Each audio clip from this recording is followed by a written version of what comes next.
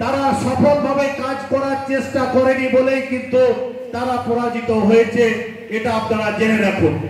আমরা প্রত্যেকটি অঞ্চল কনভেনার, চেয়ারম্যান এবং ভাইস চেয়ারম্যান সহ বুথের কর্মী, পঞ্চায়েত সদস্য, প্রধান, উপপ্রধান এবং কর্মাধ্যক্ষদের বলবো, যারা যে বুথে হেরেছেন, যে 30টি বুথ, আমি নাম উল্লেখ করে কাউকে ব্যথা দিতে চাইছি না, কিন্তু মনে রাখবেন এই হারের কারণ ব্যাখ্যা আগামী 7 দিনের মধ্যে ব্লককে জানাতে হবে। আপনারা পৃথক পৃথক পদাধিকারীরা তাদের লিখিত রিপোর্ট ব্লকের কাছে জমা করতে হবে। বুথ সভাপতি আলাদা দিবে, চেয়ারম্যান আলাদা দিবে, ওই বুথের অঞ্চল কমিটির মেম্বার আলাদা রিপোর্ট দিবে, ওই বুথের পঞ্চায়েত সমিতির মেম্বার আলাদা রিপোর্ট দিবে, ওই বুথের পঞ্চায়েত মেম্বার আলাদা রিপোর্ট দিবে। এই 30টি বুথে যে রিপোর্ট দিবে না, দল তার বিরুদ্ধে কঠোর ব্যবস্থা গ্রহণ করবে। তার কারণ সারা বাংলা যখন বিজয় উৎসবে মেতে উঠেছে, তখন সেই বুথে হারে কোথাও 2টো, কোথাও 5টা, কোথাও 4টা, বিভিন্ন জায়গায় বিভিন্ন বুথে আমরা বিভিন্ন ভোটের নিরিখে আমরা হেরেছি।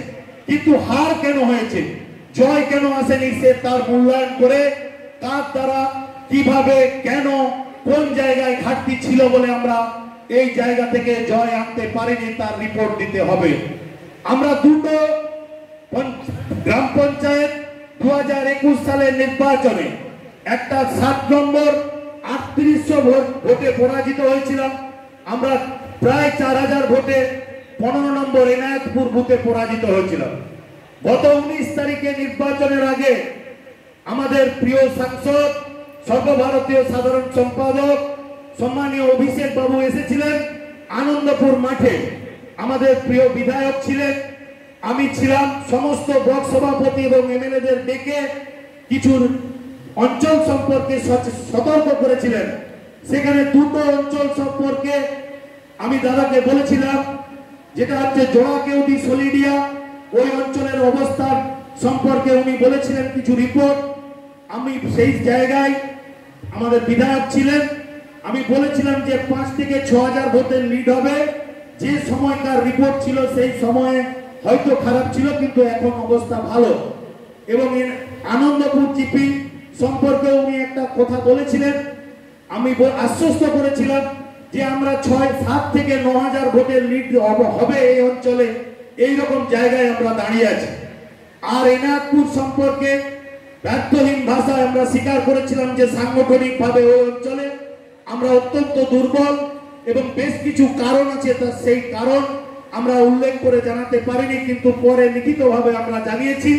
এবং আপনাদের জেনে রাখা দরকার, সেদিনেও কিন্তু ওই রুমে আমরা অ্যান্টি চেম্বারে বলেছিলাম দাদাকে যে হয় 500 ভোটের লিড এনায়েতপুরে বিজেপি পাবে, না আমরা তৃণমূল কংগ্রেস 500 ভোটের লিড পাবো। আমরা 178 ভোটে মাইনাস হয়েছি ওই অঞ্চল। তাই আমি মনে করি যে আমাদের দায়িত্বশীল কর্মীরা, বুথের সভাপতিরা, আপনারা যারা এখানে এসেছেন, প্রত্যেকেই নিষ্ঠার সঙ্গে, দায়িত্বের সঙ্গে দলের কাজ করেছেন।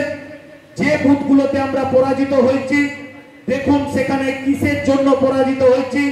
কারণ যদি কোনো নিজেদের মধ্যে কোনো কর্মী, কোনো বসে থাকা কর্মী অ্যাক্টিভ ভূমিকা পালন না করে থাকে, দলকে সেটা জানান।